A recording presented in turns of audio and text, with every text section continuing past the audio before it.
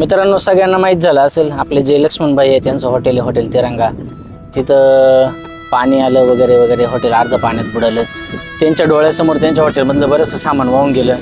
ऐकून फार वाईट वाटलं. जेव्हा एक एक रुपया आपण गोळा करून काही कष्टाने गोष्ट घेतो ती अशी डोळ्यासमोर नाश होताना बघवत नाही. सगळा महाराष्ट्र त्यांच्या सपोर्टमध्ये आहे. पण या पलीकडे पण तो माणूस वेगळाच आहे. जेव्हा पाणी आलं ओढ्याला त्यांनी पहिल्यांदा शेतकऱ्यांना सांगितलं तुम्ही नदीचे जे काठ आहे तिथून बाजूला व्हा. लाईटवाल्यांना सांगितलं पहिली लाईट कट करा. नंतर त्यांनी त्यांच्या हॉटेलचं बघितलं. अर्ध हॉटेल पाण्यात बुडालेलं आहे. तिथले जे ग्रामसेवक वगैरे असतील त्यांनी पंचनामा करावा, त्यांना मदत करावा.